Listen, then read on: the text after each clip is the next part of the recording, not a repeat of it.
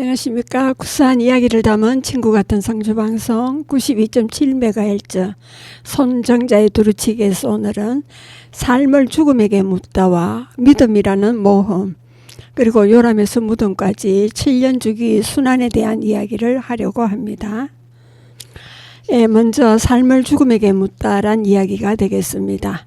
인간이라면 어쩔 수 없이 죽음을 두려워하며 자신의 존재가 사라지는 마지막 숨을 내뱉는 순간에 대한 공포를 안고 살아갑니다. 죽음에 대한 공포는 우리의 일상과 주변 사람들과 삶의 나아감과 행복을 놓칠 수 있다는 두려움에 있습니다. 우리가 죽는다고 세상이 멈추지는 않습니다. 우리가 사라진 후에도 시간은 계속 흘러가고 역사는 계속됩니다. 우리는 두려움을 외면하기보다는 정면으로 받아들이고 마주할 수 있어야 합니다. 이런 질문을 해보면 어떨까요? 죽음 때문에 놓치게 될 것들입니다. 그 중에 우리가 가장 아쉬워할 일은 무엇일까? 우리가 살아있는 동안 더 많이 또는 더 적게 해야 할 일은 무엇일까? 모든 인간은 죽습니다. 각자에게 주어진 삶의 조건은 다르지만 그렇다고 해도 모든 사람이 매 순간 최선을 다해 진정한 삶을 사는 것은 아닙니다. 죽음에 대한 당신의 자세는 어떤가 돌아봐야 할 때입니다. 삶과 죽음은 하나입니다. 우리가 사는 도시는 어떤가? 건물과 집터, 우리가 사는 이 세상도 실은 누군가 마지막 숨을 몰아쉰 자리 또는 그를 묻은 무덤 위에 세워졌을 것입니다. 최근 제 집 근처에 아파트 몇 동이 들었었는데 그곳은 옛날부터 동네 공동묘지로 사용하던 곳이었습니다. 입주자 중에는 묘지를 이장한 땅 위에 세워진 아파트로 그 장소가 최근까지 어떤 곳이었다는 사실을 아는 사람도 있지만 모르고 입주한 사람도 있습니다. 과거가 문제입니까? 현재 아파트로 주민들이 편리하게 지어진 주거 공간으로 사용하면 되는 걸요. 죽음과 묘지는 늘 은폐되고 잊혀왔을 뿐 실은 지구의 각 곳이 우리의 죽음터며 우리의 삶터가 아닐까요? 묘지만 그럴까요? 묘지와 뗄 수 없는 죽음도 다르지 않습니다. 일례로 우리는 짧다면 짧고 길다면 긴 2박 3일의 장례 기간 동안 고인에 대한 기억을 풀어내면서 한바탕 눈물을 쏟아내고 때로는 웃음을 짓곤 합니다. 특별한 기록을 남기지 않았어도 고인이 남긴 삶의 자취를 더듬으며 우리는 뭔가 깨달음을 얻기도 합니다. 이 글을 작성하고 있는 저도 얼마 전 제가 이사 들어와 짧은 몇 년이라는 기간이었지만 함께 살아온 동네 토박이 92세 뒷집 할아버지의 선종을 접했습니다. 어르신과 나눈 기간 동안 있었던 일이 뇌리에 자리 잡게 되더라고요. 길고도 짧은 수명입니다. 인간의 수명을 연장하기 위한 경쟁이 벌어지고 있습니다. 과학계는 조만간 인류가 100년을 훨씬 넘게 살 수 있을 것이라 장담합니다. 다른 한편에서는 시계처럼 어김없이 매시간 6,300명, 매일 15만 명, 매년 5,500만 명의 사람이 죽어간다고 합니다. 해마다 36만 명의 사람이 태어나고 있지만 이들의 사망률도 항상 100%에 이른다는 사실입니다. 수명 연장을 위한 모든 방법은 수명의 맨 끝부분을 연장하려고만 합니다. 80세에서 100세로, 100세에서 150세로 수명을 연장하고자만 이야기할 뿐 실제적으로 정점에 있는 20대 시기나 지적으로 정점에 있는 40대 시기를 연장하고자 하지는 않습니다. 10대 시기를 10년 정도 더 연장해 청소년들이 어떤 일탈을 더하는지 지켜보는 것은 어떨까요? 아니면 부모에게 기쁨과 고통이 교차하는 유년 시기를 연장하면 어떨까요? 유년기를 10년 더 늘려서는 안 될 이유는 무엇인가요? 단순히 우리가 지구상에 머무는 연수에 초점을 맞추기보다 그 시간의 질, 즉 주어진 시간에 우리가 무엇을 하고 있는지를 살펴봐야 합니다. 베토벤은 44년 동안 약 720여 곡을 작곡했다고 합니다. 세네카는 우리 인생이 짧은 것이 아니라 우리가 시간을 낭비하는 것이라 했습니다. 그리고 삶과 죽음에 있습니다. 인도네시아 지역에서는 희귀한 장례 풍습이 있습니다. 유족들은 세상을 떠난 집안 어르신의 시신을 장례식이 진행되는 내내 의자에 앉혀놓는다고 합니다. 이 의식은 디파타 동곤이라 불리며 그것도 가장 높은 계급인 귀족 가문에서만 행해집니다. 대부분은 부모님의 시신을 가족들이 람부 솔로라 불리는 장례의식을 치를 돈을 모을 때까지 계속 집에 모시고 있습니다. 그 순간까지 부모님은 돌아가신 것이 아니라 병을 앓고 있는 것으로 간주된다고 합니다. 장례는 몇 개월, 가끔은 몇 년이 걸릴 때도 있습니다. 무슬림들에게는 장례식이란 일종의 대중적인 행사로 모든 사람이 참여할 수 있습니다. 많은 조문객 사이에서 계속 시신을 물끄러미 들여다보는 한 어린 소년의 모습을 보았는데 아이는 호기심 어린 눈으로 망자를 바라보고 있었습니다. 두려움이 섞이지 않은 순수한 호기심이 가득한 시선이었다고 합니다. 각 문화권에서는 죽음을 애도하는 고인을 떠나보내는 서로 다른 의식이 있습니다. 여러 가지 애도의 방식이 외지 사람들에게 담담하게 보일지 모르지만 사랑하는 이를 떠나보내며 슬픔에 잠깁니다. 슬퍼하거나 눈물을 흘릴 때면 언제나 누군가가 그들을 돌봐주며 서로를 위로하고 안아주고 남은 사람의 곁을 지켜줍니다. 장례식은 수많은 사람들이 관계된 크고 중요한 행사입니다. 가족과 친구, 이웃, 마을 사람들은 정신적으로, 경제적으로 서로를 부양하며 중요한 순간에 함께 참여합니다. 누군가 세상을 떠나게 되었을 때 남겨진 사람들 모두가 자신의 역할을 알고 있는 것, 이런 풍습 덕분이 아닐까 합니다. 옛날 우리나라의 장례 풍습도 이러하였지요. 조문객들이 30분쯤 교회에 모였다가 2시간쯤 커피와 케이크를 맛보고 집으로 흩어지는 서구 나라의 문화와는 다릅니다. 서구의 풍속은 홀로 남겨져 아무도 없는 텅 빈 아파트에서 혼자 슬픔을 감당하게 됩니다. 생전에 길고 행복한 삶을 살았다면 죽음은 실패가 아니라 자연스러운 결말이고 어쩌면 단순한 통로에 불과할지도 모를 일입니다. 그린란드나 북반구의 북쪽 땅은 토양이 단단해 죽은 이를 매장할 수가 없습니다. 유족들은 시신이 담긴 관을 콘크리트와 돌로 덮인 땅 위에 바다를 마주한 곳에 모신다고 합니다. 세상을 떠난 바다 표범 사냥꾼들이 일했던 사냥터를 지켜볼 수 있도록 해주기 위해서라고 합니다. 필리핀 마닐라는 빈곤과 인구 과잉으로 마닐라 노스 공동 묘지에 터를 잡고 살아가는 사람들이 1만 명에 이른다고 합니다. 유족들은 묘지를 깨끗하게 유지한다는 조건으로 무덤 위에나 혹은 무덤 속에서 사람들이 살아갈 수 있도록 허락합니다. 그리고 임종자들의 유언입니다. 조지 오웰은 1950년 사망하기 전에 50세가 되면 누구나 자기에게 걸맞은 얼굴을 얻는다고 했고, 엘비스 프레슬리는 1977년 욕실 바닥에서 죽은 채 발견되기 직전에 욕실에 가서 책을 좀 읽을 거야 했다고 합니다. 그리고 아구스투스 카이사르는 기원 14년에 사망하면서 내가 맡은 역할은 잘 해냈던가? 그렇다면 내가 퇴장할 때 박수를 쳐주게 했다 합니다. 그리고 잔다르크는 1431년 화형당하는 동안 내가 불꽃 사이로 볼 수 있게 십자가를 높이 들으라고 했으며, 그리고 요한 볼프간 폰 괴테는 1832년 사망하면서 빛이 더 많이 들어올 수 있게 침실의 2번째 창을 열어주시오. 그리고 클레오파트라는 기원 30년에 자살하려고 독사에게 물리기 전에 독사가 든 바구니에 손을 넣으며 자 여기 있어 했다고 합니다.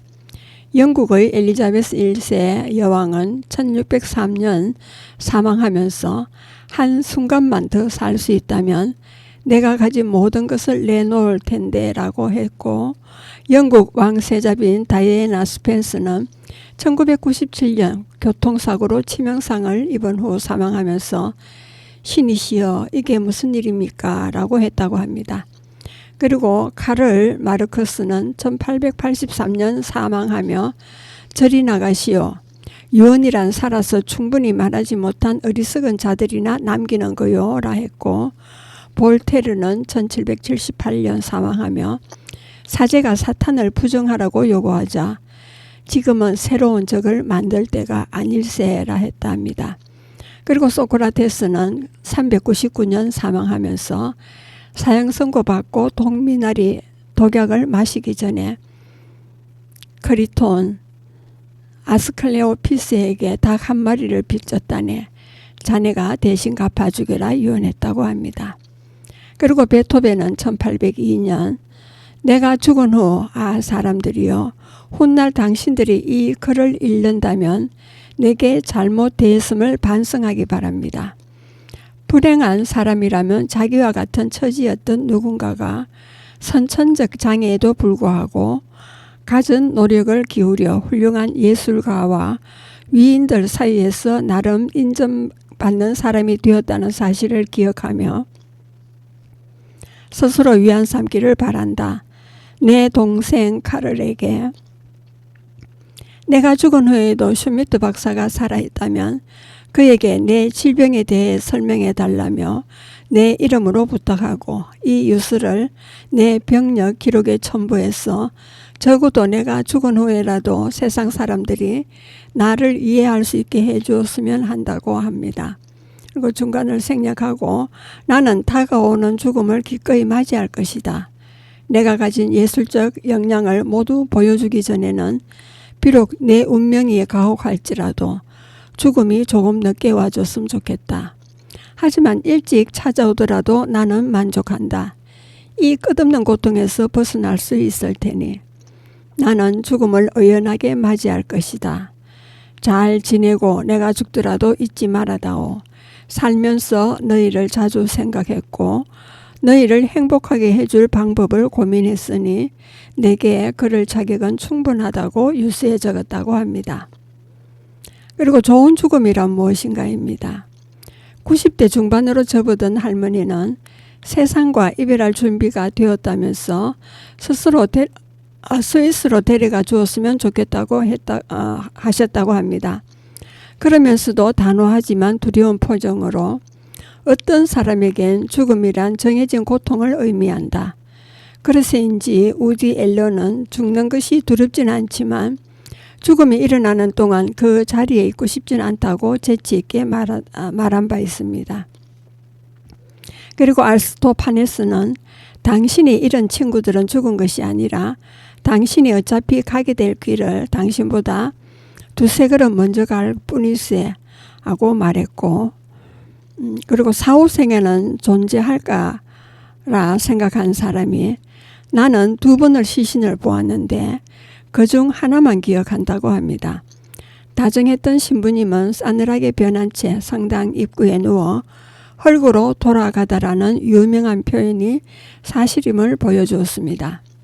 나는 어렸지만 그 모습이 무섭지 않았습니다. 훗날 생각했는데 신부님이 돌아가시는 장면을 보지 않았기 때문에 그 모습이 무섭지 않았다고 결론을 내린 것 같다고 했습니다. 죽은 후의 모습이 죽기 전과 똑같을 때 그 광경을 지켜보는 일을 누가 견딜 수 있을까? 전문 의료인들은 이 인지 부조화 때문에 아무런 도움이 안 된다고 합니다.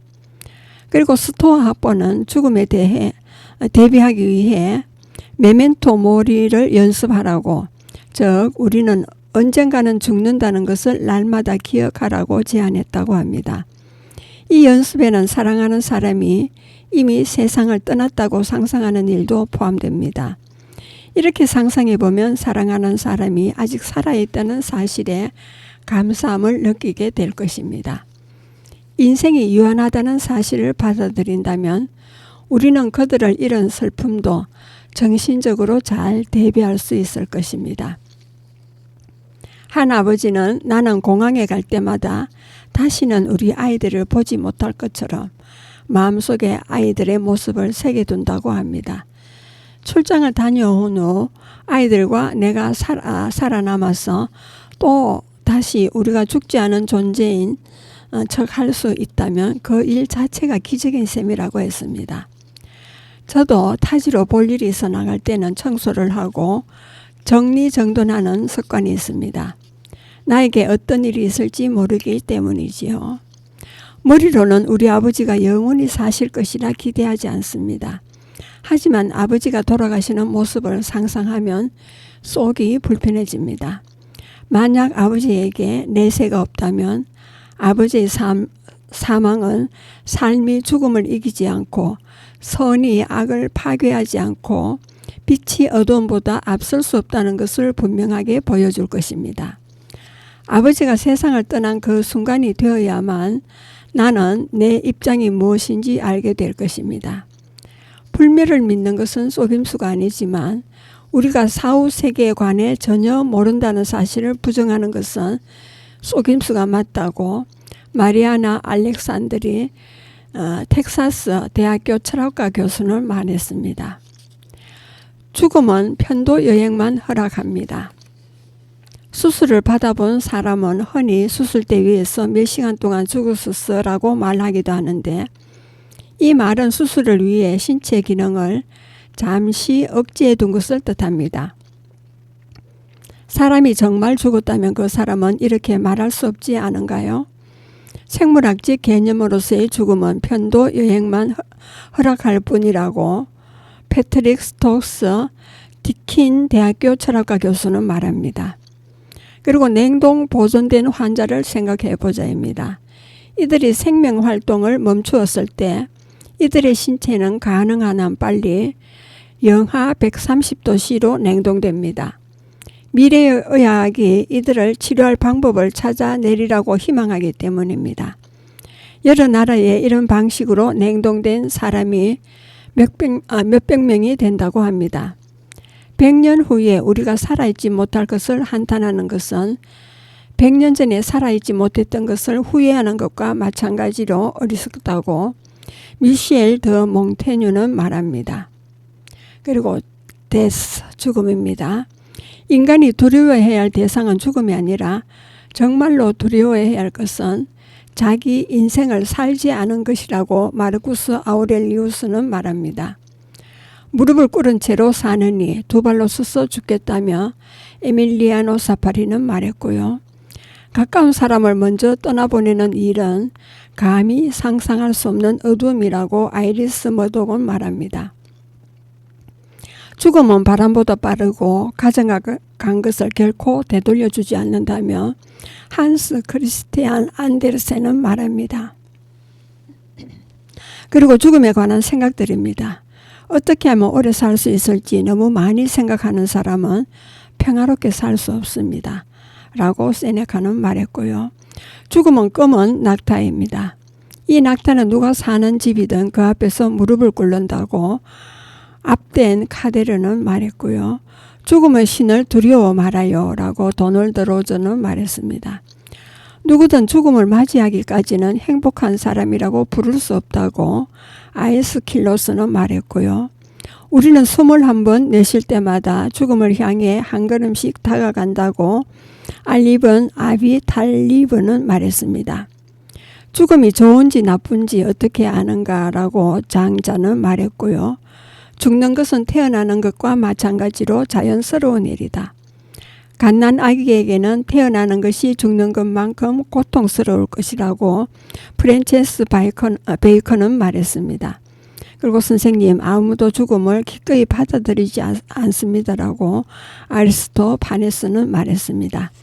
예, 여러분은 지금 성주 FM 92.7MHz에서 손정자의 두루치기를 듣고 계십니다. 잠시 음악을 듣고 가겠습니다.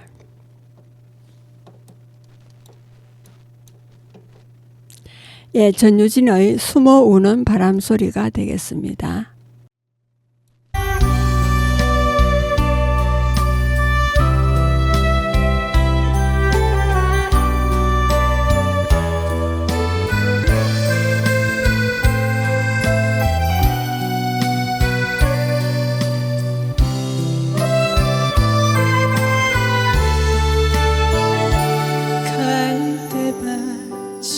보인 언덕 통나무 집 창가에 길 떠난 소녀같이 하얗게 밤을 새우네. 김이 나는 차 한 잔을 마주하고 앉으면 그 사람 목소린가 숨어오는 바람 소리. 둘이서 걷던 갈대밭길에 달을 치고 있는다 하고 무슨 이유로 눈물이 날까요.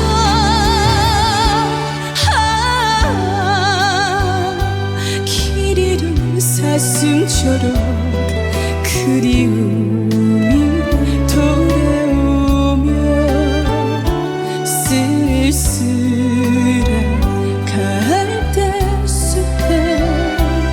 숨어오는 바람 소리.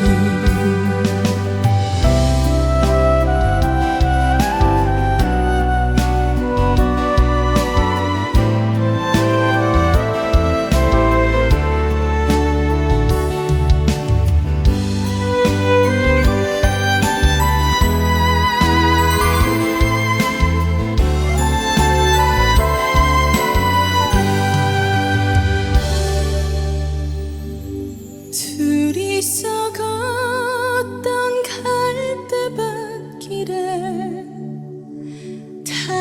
달은 치고 있는다 하고 무슨 이유로 눈물이 날까요.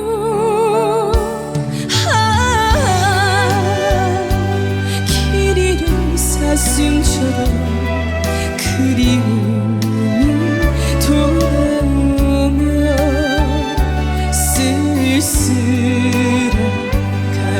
갈대숲에 숨어오는 바람 소리. 둘이서 걷던 갈대밭길에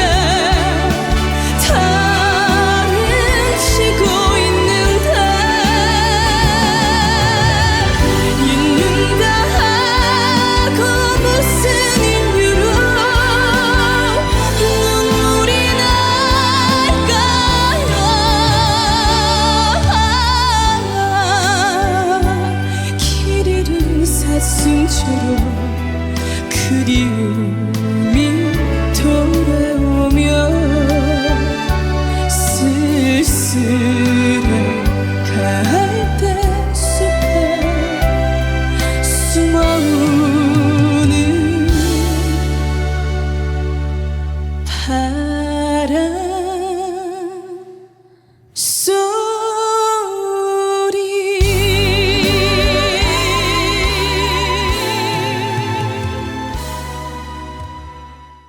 예, 계속하겠습니다. 인생은 너무 짧다입니다. 몇 년 전에 휴대폰 계산기 앱으로 계산해보니 인간의 평균 수명이 약 4,000주밖에 되지 않는다고 합니다. 인생은 짧습니다. 나이가 들수록 세월이 빨리 흐르는 서글픈 법칙 덕분에 더 짧게 느껴집니다. 그러나 누군가 몇백 주를 더 주겠다고 하면 아마 당신은 덥석 받아들일지도 모릅니다. 그러나 수백만 주라면 어떨까요? 또는 영생을 준다고 한다면 오늘을 충만한 삶을 살아야 한다는 것입니다. 법의학 교수님의 말씀이신데 우리는 일상에서 죽음에 관해 이야기할 기회를 주지 않습니다. 기회만 있으면 실제로 많은 사람들이 아주 편하게 자신의 죽음관과 자신이 바라는 죽음, 죽음에 대한 두려움 등을 이야기합니다. 대화할 준비는 되어 있으니 기회만 만들면 되는 것입니다. 우리가 원하는 방식으로 죽을 수 있는가? 또 다른 문제이지만 그런 바람과 두려움에 관한 이야기는 대단히 건전한 일이며 단순한 소통 이상의 의미를 지닙니다. 지상에서의 시간은 너무나 짧습니다. 내일 죽을지 모른다고 생각한다면 정말로 충만하게 오늘을 보내야 합니다. 사랑을 두려워하는 것은 삶을 두려워하는 것이고 삶을 두려워하는 것은 이미 죽은 상태라고 베트런스 레셀은 말하고 있습니다. 그리고 통계로 본 죽음을 보면 2016년 전 세계 성인 사망률 15세 이상 사람이 60세 되기 전에 사망할 확률은 1000명당 142명이라고 합니다. 전 세계 사망자는 5,690만 명 중 27%는 전 세계 사망 원인 1위가 심장병과 2위인 뇌졸중으로 사망했다고 합니다. 교통사고로 사망한 사람은 140만 명이고 이 가운데 74%가 성인 남성과 소년이었다고 합니다. 인류 면역 결핍 바이러스인 에이즈 바이러스로 사망한 사람은 100만 명이고 결핵으로 사망한 사람은 130만 명이었습니다. 인간이 먹기 위해 해마다 닭이 500억 마리, 돼지가 15억 마리, 양이 5억 마리, 염소 4억 마리, 소 3억 마리가 도축된다고 합니다. 그리고 앞으로 사망할 사람의 숫자는 1800년 전 세계 인구와 똑같다고 합니다. 그리고 2018년 사형을 집행한 나라는 21곳인데 사형을 가장 많이 집행한 나라는 중국과 이란, 사우디아라비아, 베트남, 이라크, 이집트, 미국, 일본, 파키스탄, 싱가포르 순입니다. 그러면 죽음의 원인은 우리나라의 사망 원인 중 78.1%는 만성질환자이고요. 지난해 진료비만 90조 원이 소비되었다고 합니다. 그리고 사망 원인 구성비는 감염성 질환이 14%, 만성 질환이 78.1%, 손상 및 기타가 7.9%이고 10대 사망 원인 순위는 악성 신생물 암이 85,271명이고 심장질환이 33,147명이고 폐렴으로 죽은 자가 29,422명입니다. 그리고 뇌혈관 질환으로는 24,194명이고 고의적 자해, 자살을 말합니다. 13,978명이고 알츠하이머 병은 11,109명이고 당뇨병은 11,058명이고 고혈압성 질환은 7,988명이고 폐혈증은 7,809명이고 코로나19로 죽은 사람이 7,442명이라고 합니다. 그리고 만성질환으로 인한 사망률은 인구 10만 명당 비율로 봤을 때 악성 신생물 암이 85,271명으로 24.2%를 차지하고 심장질환과 뇌혈관 질환이 57,314명으로 16.3%를 차지합니다.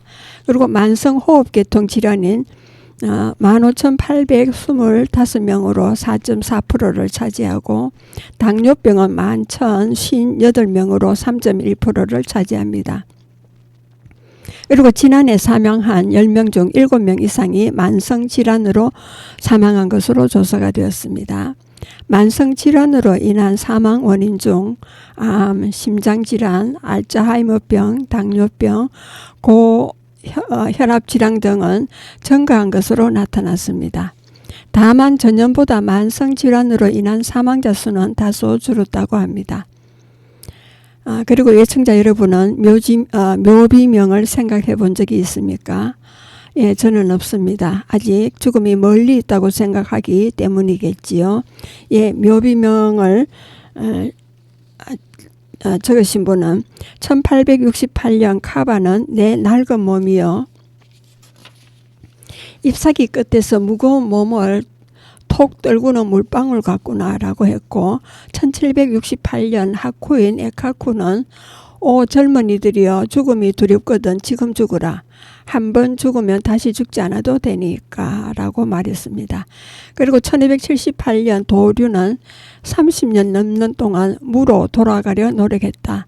이제 나는 삶의 도약을 이루는 죽음으로 도약한다. 땅이 뒤틀리고 하늘이 돈다고 말했습니다. 그리고 1180년에 요리마사는 땅에 반쯤 묻힌 채 썩어버린 나무 같은 내 인생이 이렇게 슬픈 결말을 맞는구나라 했고, 1184년 다다노리는 어둠이 엄습하면 나뭇가지 아래에서 잠을 청하리라. 오늘 밤 우리를 맞이하는 건 꽃들 뿐이라 했습니다. 그리고 1795년 도코는 죽음의 시도 다 헛되다. 죽음은 죽음일 뿐이다 라고 말했습니다. 그리고 1838년 모리아 센냐는 내가 죽거든 술집 술통 밑에 묻어주게 운이 좋으면 밑동이 셀지도 모르니까 라고 했습니다. 예, 중요한 것은 4, 5세기는 죽은 후 자신이 사랑한 사람들의 마음속에 살아있다는 것입니다. 그리고 신앙에 관했습니다. 2000년 7월 미국, 캐나다, 영국, 프랑스 4개 나라 국민들을 대상으로 신앙의 양상을 비교하는 연구가 있었습니다. 동일한 주제에 관한 50건의 설문조사를 교차 검증한 결과 신, 악마, 외계인, 유령, 사회의 삶을 믿는 사람들의 비율은 다음과 같이 나왔습니다. 신의 존재를 믿는다라는 내용에서는 미국이 86%, 캐나다가 81%, 영국이 56%, 프랑스도 56%입니다. 그리고 악마의 존재를 믿는다는 항목에서는 미국은 69%, 캐나다는 48%, 영국은 25%, 프랑스는 27%였습니다. 그리고 외계인의 존재를 믿는다는 항목에서는 미국은 54%, 캐나다가 52%, 영국이 51%, 프랑스가 48%였습니다. 그리고 유령의 존재를 믿는다는 항목에서는 미국이 51%, 캐나다가 38%, 영국은 38%, 프랑스는 13%였습니다. 그리고 사후의 삶이 있다고 믿는다는 항목에서는 미국이 26%, 캐나다가 29%, 영국은 33%, 프랑스가 14%였습니다. 그리고 기도를 올리며 바라는 바가 이루어진다고 믿는 프랑스인들의 비율이 1994년에는 54%였는데 2003년에는 46%로 내려갔고요. 또 별자리가 일상생활에 영향을 미친다고 믿는 프랑스인들의 비율도 같은 기간에 69%에서 37%로 떨어졌습니다. 우리에게 일어나는 일은 눈에 보이지 않는 외부의 힘이 작용한 결과라 생각하는 사람들 비율 역시 44%에서 29%로 낮아졌다고 합니다. 그리고 믿음이라는 모험이 되겠습니다. 글로벌 칼럼을 쓰시는 윌리엄 글림 신부님의 말씀이신데요. 외방 정교의 사제로 일본 도쿄를 중심으로 활동하고 계신 분입니다. 일본 주교회의에 발행하는 주간 가톨릭 신문 편집 주간을 역임했고 현재 아시아 가톨릭 뉴스를 기고하고 있습니다. 사람들은 왜 믿음을 가질까? 대부분의 신앙인은 예전에 부모님이 그들에게 믿음을 심어줬기 때문에 믿을 것이다. 부모님에게 왜 그랬는지에 대해 물어볼 필요가 있다. 왜 그렇게 믿음을 중요하게 여기며 나의 의사와 상관없이 교회에 다니게 했는지 말입니다. 대답은 신입니다. 어떤 사람은 신에 대한 흔들리지 않은 신앙을 가지고 있을 것입니다. 우리의 믿음은 신앙과 희망, 의심의 혼합체입니다. 우리는 의심과 씨름하며 의심 속에 살아갑니다. 흥미로운 점은 비신앙인, 무신론자들이 신앙인들보다 더 독단적인 경향이 있다는 것입니다. 그들은 답이 없는 상황에서도 모든 답을 알고 있다고 확신합니다. 반면에 신앙인들은 그렇게 확신하지 않습니다. 그것이 자연스러운 일입니다. 무신론자들은 세상의 고통을 바라보며 신앙인들과 마찬가지로 왜? 라고 묻습니다. 무신론자들은 우주의 광대함을 보며 하찮은 우리 인류에게 신경을 쓸 신이 있을지를 의심합니다. 신앙인들은 똑같은 고통과 과학, 세상의 혼란스러움을 보면서도 아무것도 없다거나 누군가가 있다고 단정할 수 없다고 인정합니다. 어떤 사람은 신은 산타클로스와 경찰의 혼합체 같은 존재일 것이다. 우리가 정중히 요청하면 선물을 주지만 잘못을 저지르면 잡으러 오는 존재로 말입니다. 하지만 진지하게 기도해도 종종 응답이 없고 악을 행하는 사람들이 잘 사는 경우가 많습니다. 그렇다면 신은 어떤 역할을 해야 할까? 나쁜 일이 발생하지 않도록 막는 존재일까? 그렇다면 나쁜 일이란 어디서 선을 그어야 할까? 암에 걸린 어린이. 이건 막아야겠지만 주말에 비가 오는 건 글쎄다. 결국 그런 신은 모든 것을 통제하며 문제가 발생하지 않도록 막는 꼭두각시 조종사가 될 것입니다. 하지만 이 경우 우리는 행동이나 자연의 작용은 실제로 아무런 의미를 가지지 못합니다. 신이 모든 것을 고치거나 막아버릴 테니까요. 다시 말해 우리의 삶은 실제 결과나 자유 없이 단순한 연극에 불과할 것입니다. 그렇다면 사랑은 어떤 의미를 가질까요? 자유가 없는 상태에서 신앙인은 항상 의심을 품어야 합니다. 특히 고통과 신화의 부재처럼 보이는 상황 앞에서 말입니다. 하지만 비신앙인 또한 의문을 품어야 합니다. 신앙인이 고통과 신화의 부재를 묻는 것처럼 비신앙인은 아름다움, 사랑, 그리고 그것에 대한 우리의 반응을 어떻게 설명할지 고민해야 합니다. 비신앙인들은 또한 고통이 잘못된 것처럼 느껴지는 이유를 스스로 물어야 합니다. 그들의 논리에 따르면 고통은 세상의 자연스러운 상태일 테니까요. 우리 삶에서 마땅히 해야 한다는 것은 어디에서 오는 것일까요? 아이들은 고통받아서는 안 된다는 문장조차 자연 외부의 어떤 절대적 기준에 의존해야만 합니다. 그렇지 않다면 고통에 대해 왜 화를 내야 할까? 왜 고래나 나무를 보호해야 할까요? 왜 후손에 대해 신경 써야 할까? 왜 이웃의 복지에 대해 걱정하면서도 이기심을 물리쳐야 할까요? 우리 안에는 마땅히 그래야 한다는 것이 내재되어 있습니다. 이는 대개 우리의 안락이나 이익에 반대됩니다. 이 당위성은 어디에서 오는 걸까요? 분명히 경험에 기반한 것이 아닙니다. 그것은 우리 외부에서 옵니다. 그렇다면 어디서 누구에게서 올까요? 우주의 질서도 생각해 볼 만합니다.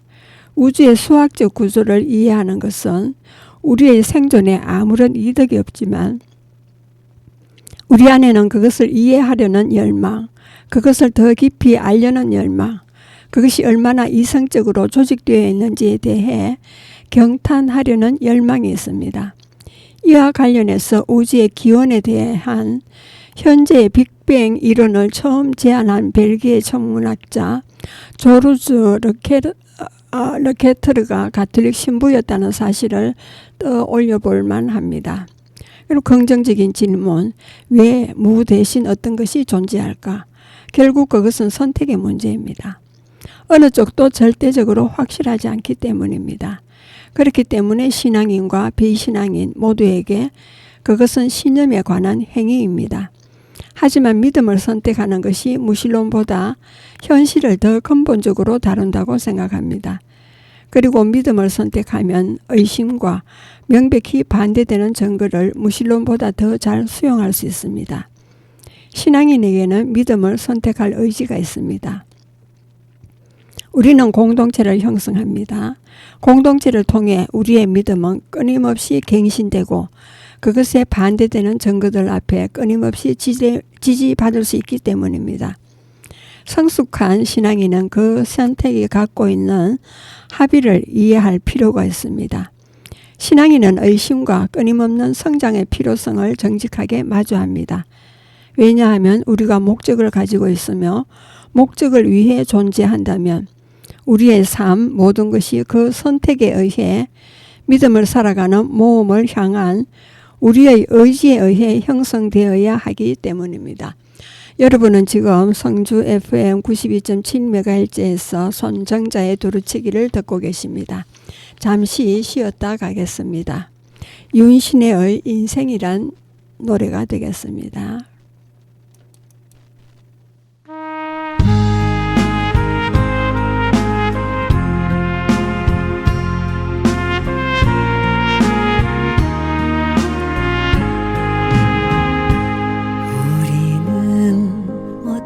존재인가 어디서 왔다 어디로 가나 아무리 몸부림쳐도 인생이란 알 수가 없네. 험한 길도 가게 되더라. 좋은 길은 보이질 않고 비가 올 땐 비를 맞고 눈이 올 땐 눈도 맞았네. 살아갈수록 눈물이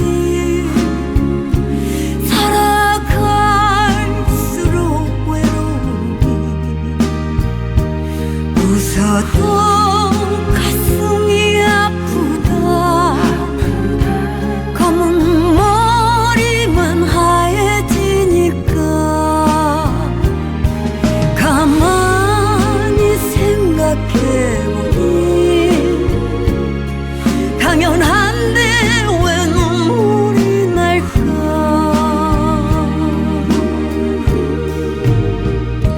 세상을 보며 느낀 게 많아. 지친 세상에 사람들 보며 욕심을 버린 후 알았네. 내가 얼마나 바보였는지.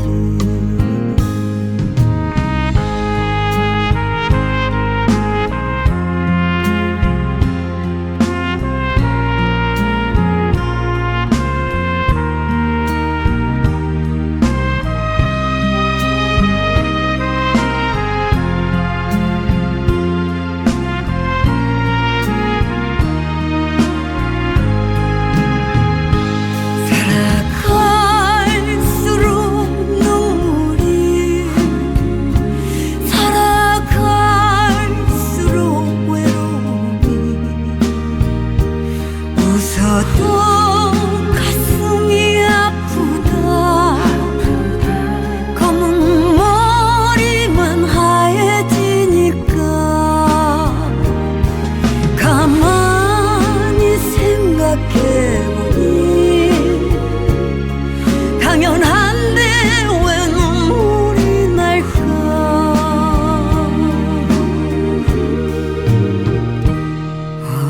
어제보다 오늘이 좋아.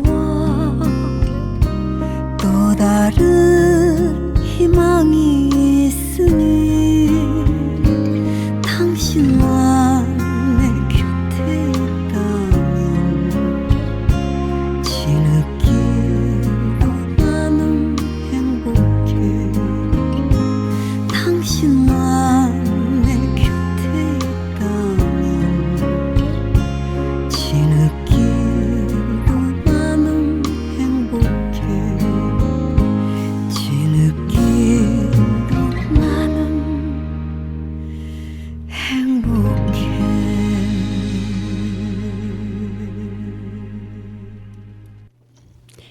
이번에는 요람에서 무덤까지 국가가 보살핀다는 이야기가 되겠습니다.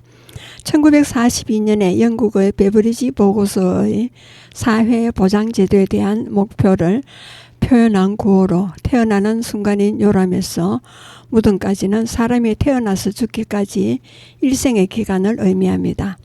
이 말은 1942년 제2차 세계대전 후 영국 수상 윈스턴 처칠은 영국이 사회복지국가가 되어야 한다고 생각해 당대 유명한 경제학자였던 베버리지에게 영국을 복지국가로 만들 방안을 연구할 것을 지시했습니다.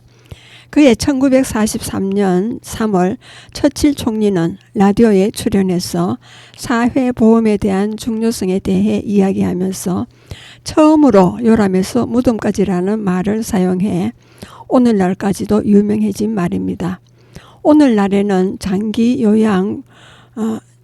노인 장기 요양보험이 국민의 건강과 복지를 책임진다는 뜻으로 사용되고 있습니다. 윌리엄 헨리 베버리지는 20세기 초반 영국의 사회복지 제도의 발전에 중요한 영향을 미친 인물입니다. 그의 가장 유명한 주장은 요람에서 무덤까지 국가가 보살핀다라는 말로 요약될 수 있습니다. 이는 사회복지 필요성을 강조한 철학적 기초가 되었습니다. 베버리지는 1879년 영국에서 태어나 옥스퍼드 대학에서 공부한 후에 경제학자로서 경력을 쌓았습니다. 초기 경력은 노동경제학과 사회정책에 중점을 두었는데 제1차 세계대전 후에는 사회보장제도에 대한 연구에 집중하게 됩니다. 베버리지는 정부의 역할이 단순히 법과 질서를 지키는 데 그치지 않고 시민들의 복지를 적극적으로 향상시켜야 한다고 주장했습니다. 1942년 그는 사회보장과 복지의 보고서를 발표했습니다. 이 보고서는 영국의 복지국가 모델의 기초를 마련하는 데 큰 기여를 했습니다. 보고서에서 모든 국민이 기본적인 사회적 욕구를 충족할 수 있도록 국가가 책임을 져야 한다고 강조했습니다. 요람에서 무덤까지는 국가가 국민의 생애 전반에 걸쳐 복지를 제공해야 한다는 뜻입니다. 어린이, 청소년, 성인, 노인에 이르기까지 모든 생애 주기에서의 필요를 충족시켜야 한다는 의미로 특히 저소득층이나 취약계층을 보호하는 데 중점을 두었습니다. 그는 5가지 사회적 위험을 지적했습니다. 첫 번째로는 질병입니다. 개인이 질병에 걸렸을 때 발생하는 경제적 부담을 국가가 들어주어야 한다. 입니다. 그리고 두 번째로 실업입니다. 일자리를 잃었을 때 정부는 실업급여를 통해 지원해야 한다고 했고요. 세 번째로는 노후입니다. 은퇴 후에도 안정된 생활을 할 수 있도록 연금 시스템을 마련해야 한다고 했습니다. 네 번째로는 부양가족입니다. 부모나 가족의 부양을 필요로 하는 경우 국가가 이를 지원해야 한답니다. 다섯 번째로는 재해입니다. 예기치 못한 사고나 재해로 인한 경제적 피해를 보상하는 시스템이 필요합니다. 이런 위험은 개인이 통제할 수 없는 상황에 따라 발생할 수 있습니다. 따라서 사회 전체가 이를 책임져야 한다고 베버리지는 주장했습니다. 베버리지의 보고서는 1945년 영국의 노동당 정부에 의해 수용되었고 이는 영국 사회복지제도의 근본적인 변화로 이어졌습니다. 정부는 국가 건강보험과 연금제도, 실업보험, 아동수당 등 다양한 복지정책을 시행하게 되었습니다. 이러한 정책은 국가가 국민의 삶을 어떻게 지원해야 하는지를 명확히 했습니다. 베버리지의 이론은 영국에 국한되지 않고 전 세계 여러 나라에 영향을 미쳤습니다. 스웨덴, 덴마크, 캐나다 등 북유럽 국가들은 그의 이론을 바탕으로 포괄적인 복지국가 모델을 구축하게 되었습니다. 이러한 모델은 국민 모두에게 기본적인 생계 수단을 보장하고 사회적 불평등을 해소하는 데 초점을 맞추고 있습니다. 오늘날 많은 나라에서 베버리지의 원칙은 여전히 유효합니다. 특히 코로나 팬데믹과 같은 위기 상황에서는 국가가 국민의 생계를 지원하고 보건 서비스에 대한 접근성을 높이는 것이 얼마나 중요한지를 다시 한번 확인하게 되었습니다. 정부가 긴급재난 지원금을 지급하거나 보건의료 서비스를 무료로 제공하는 조치는 베브리지의 철학과 일맥상통합니다. 최근에는 기본소득제나 보편적 복지정책이 논의되고 있습니다.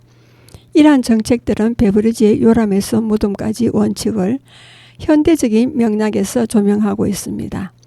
모든 시민이 최소한의 생계를 보장받아야 한다는 신념을 기반으로 하고 있습니다. 그러나 그나마 요람이나 무덤까지는 어떻게 보장해주는 국가도 있지만 아예 최소한의 복지도 이루어지지 않는 개발도상국이 많습니다. 우리나라도 민주화가 이루어지면서 여러 방면의 복지 정책을 시행하고 있지만 아직도 미비한 점이 많이 있어 각 분야에서는 그들의 목소리를 높이며 시정을 요청하고 있습니다. 우는 아이에게 젖준다고 하듯이 아직 미치지 못하고 있는 분야에도 혜택이 조속히 이루어지기를 바랍니다. 그리고 베르베르의 인생은 7년 주기 순환을 한다고 봅니다. 각 주기는 하나의 위기로 끝나나 더 높은 단계로 넘어간다고 보고 있습니다. 0세에서 7세까지는 어머니와 강하게 결합하며 세계에 대한 수평적 이해와 감각이 형성되며 어머니 냄새와 모유, 목소리, 온기, 입맞춤이 중요한 증거입니다. 이 시기에는 일반적으로 모성애라는 테두리의 균열과 나머지 세계에 대한 소수 주눅든 발견으로 끝이 납니다. 그리고 7세에서 14세까지입니다.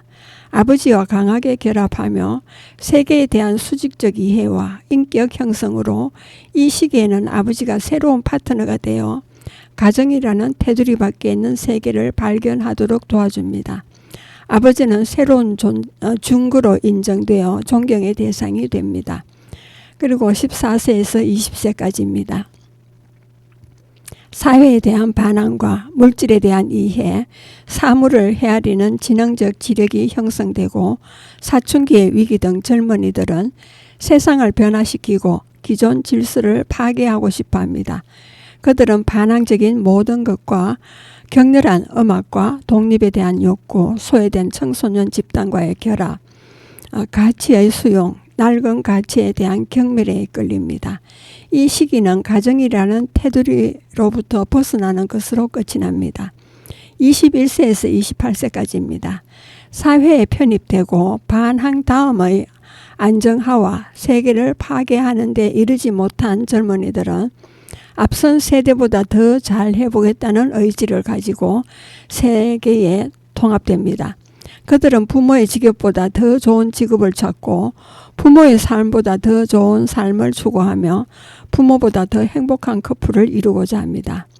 이 시기 대부분 사람들은 파트너를 골라 가정을 꾸려 자기 자신의 테두리를 만들며 혼인으로 끝이 납니다. 처음 4가지는 자기 테두리 짓는 것으로 마무리되므로 7년 주기의 두 번째 순환에 들어가게 됩니다. 28세에서 35세까지입니다.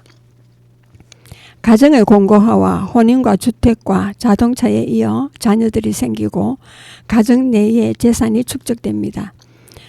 만일 처음 4가지 삶에 문제가 있다면 이 가정은 무너질 수 있습니다. 첫 번째로 어머니의 애정을 적절히 경험하지 못했을 때 어머니와 아내와 갈등을 일으킬 수 있습니다. 그리고 두 번째로 아버지와 문제가 있었다면 아버지가 부부의 삶에 부정적인 영향을 미칠 수가 있습니다. 세 번째, 이 주기에 사회에 대한 반항이 제대로 해결되지 않았을 때는 직장에서 갈등이 생길 가능성이 있습니다. 35세라는 나이는 종종 제대로 성숙하지 못한 테두리가 깨져버리는 나이입니다. 테두리가 깨지면 이혼이나 실직, 우울증, 정신, 신체, 의학적 질병이 나타납니다. 그리고 35세에서 42세까지입니다. 모든 것을 원점으로 시작해야 합니다. 위기는 지나가고 새로운 테두리를 지어야 합니다. 먼저 어머니와 여성에 대한 태도, 아버지와 남성에 대한 태도를 재검토해야 합니다. 이혼한 사람들은 이 시기에 예인을 발견하고 이제는 자기의 파트너에게 자기가 정확하게 무엇을 기대하는지를 파악하려고 노력합니다. 또 사회에 대한 태도도 재검토해야 합니다. 직장 생활에 실패한 사람들은 안정성을 생각해서가 아니라 자기의 관심이나 그 직업이 허용하는 여가 시간을 생각해서 직업을 선택하게 됩니다. 첫 번째 테두리가 깨지고 나면 사람들은 가능한 빨리 두 번째 테두리를 지으려는 경향이 있습니다. 이 경우 첫 번째 테두리를 깨지게 했던 요소들을 제거한다면 개선된 테두리를 지을 수 있게 됩니다. 만일 과거의 실패가 어디서 기인한 것인지 이해하지 못하면 똑같은 테두리를 지어 똑같은 실패에 이를 것입니다. 그리고 42세에서 49세까지입니다. 사회의 정보, 더 건전하고 견실한 두 번째 테두리를 만들고 나면 사람들은 가정과 일과 자아현실이라는 측면에서 충만함을 경험할 수 있습니다. 이런 승리는 물질적인 성공의 표시인 더 많은 돈, 더 많은 안락함과 자녀들, 더 많은 권력에서 욕심을 내면서 자기의 테두리를 끊임없이 확대하고 풍요롭게 만드는 것입니다. 이 시기는 정체성의 위기와 실존적인 질문을 제기하는 것으로 끝이 납니다. 나는 왜 여기 있는가? 나는 왜 사는가? 내 삶의 의미를 부여하려면 나는 무엇을 해야 하는가 등입니다. 그리고 49세에서 56세까지입니다. 자기 테두리를 만드는 데 성공하고 가정과 일을 통해 자아를 실현하게 되면 자연스럽게 마지막 모험인 정신혁명을 시작합니다.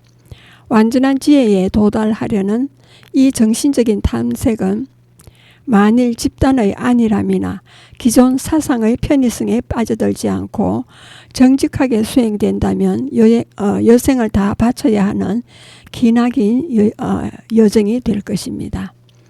베르베르는 말하고 있습니다. 축복의 삶 해살했습니다. 2살 때는 똥오줌 가리는 것이 자랑거리고 3살 때는 이가 나는 것이 자랑거리, 12살 때는 친구들이 있는 것이 자랑거리입니다. 그리고 18세 때는 자동차 운전할 수 있는 것이 자랑거리입니다. 20살 때는 사랑할 수 있는 것이 자랑거리고 35살 때는 돈 많은 것이 자랑거리입니다. 그리고 50살 때는 돈 많은 것이 자랑거리고 60살 때는 사랑할 수 있는 것이 자랑거리고 70살 때는 자동차 운전할 수 있는 것이 자랑거리고 75살 때는 친구들이 남아있는 것이 자랑거리입니다. 그리고 80세 때는 이가 남아있는 것이 자랑거리고 85살 때는 똥오줌 가릴 수 있는 것이 자랑거리라고 합니다. 결국 인생이란 똥오줌 가리는 거 배워서 자랑스러워하다가 사는 날 동안 똥오줌 내 손으로 가리는 걸로 마감한다는 것입니다. 세상 살아간다는 것이 그리 자랑할 것도 없고 욕심에 절어 살 것도 아닙니다. 그냥 오늘 하루를 선물 받은 것처럼 최선을 다해 사랑하는 것입니다. 최선을 다해 사랑하면 행복해지고 감사하는 마음으로 살아야 하지 않을까 싶네요. 예, 여러분은 지금까지 성주 FM 92.7MHz 손정자의 두루치기를 들었습니다. 마지막 음악을 듣겠습니다. 전유진의 달맞이 꽃이 되겠습니다.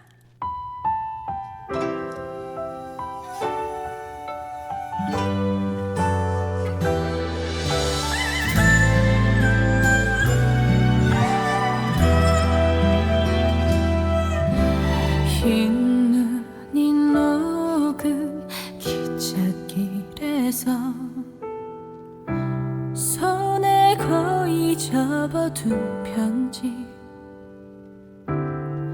꽃이 피기 전 꼭 돌아온다던 내님은 어디쯤 오셨나요? 덩그러니 쓸쓸한 달맞이꽃 달빛 아래 기다리네요. 다담아 순정만 남긴 채 당신 이름 불러보아요. 그리운 내